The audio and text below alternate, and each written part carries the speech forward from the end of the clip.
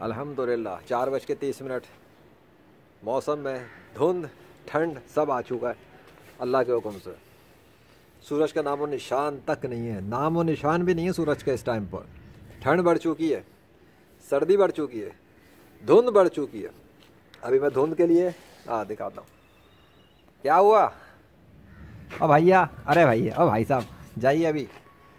وہ دیکھو دکھ رہا ہے سامنے گئی ہیں بالکل فرنٹ میں, اور دھند دیکھو.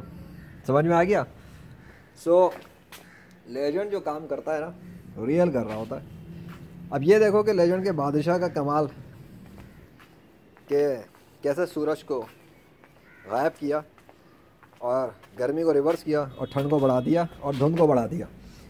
اب کوئی بولے گا کہ یہاں پر کوئی گرمی کا موسم تھا؟ نہیں نا.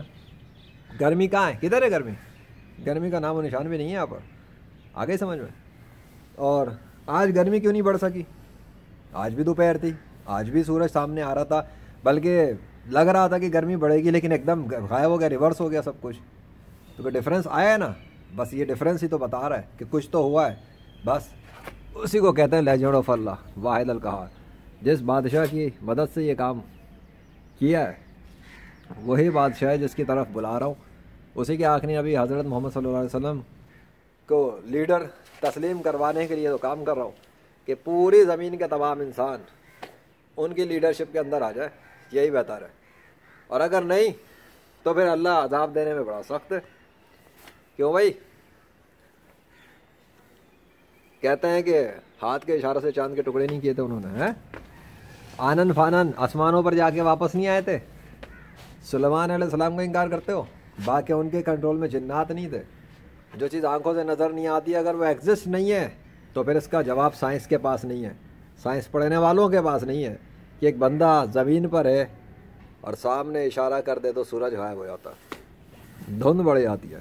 وہ کہہ دیتا ہے سورج, گرمی کا موسم ریورس ہو جاتا ہے, وہ کہہ دیتا ہے تو گرمی آ جاتی ہے. لیکن جب اللہ چاہتا ہے تب. لیکن اگر کوئی بندہ زمین پہ اس کا نہ ہو اور یہ ہوتا ہی رہے تو کس کی توجہ جائے گی؟ وہ تو لوگ تو یہی کہیں گے خود بخود ہو رہا ہے. خود بخود کی تو ایسی تیسی کر رہا ہے لیجنڈ. خود بخود ہوتا نہیں ہے نا. خود بخود تو دوپہر کل بھی ہوئی تھی اور آج بھی دیکھ لیا. اور لاؤ شہر والے پریشان ہو رہے ہوں گے. انہیں کیا پتہ, وہ تو سمجھ رہے ہوں گے موسم میں سردی بڑھ گئی, سردی بڑھ گئی. انہیں کیا پتہ کہ بیہائنڈ دا سین کام کیا ہو رہا ہے اور بیہائنڈ دا سین گیم کس کا چل رہا ہے. یہ کھیل بھی لیجنڈ کے لیے, اس کھیل کا کھلاڑی بھی لیجنڈ ہوگا اللہ کے حکم سے اور اس کے فضل سے انشاءاللہ. اور کافروں کے لیے ذلت و خواری بھی ہے اور رسوائی بھی ہے.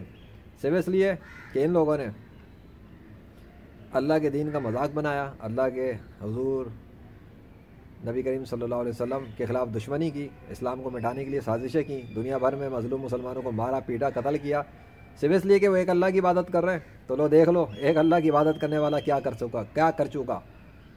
اور اس کے مقابلے پہ پوری کائنات کے لشکر جو دشمنوں کے تھے وہ شکست فاش ہو گئے.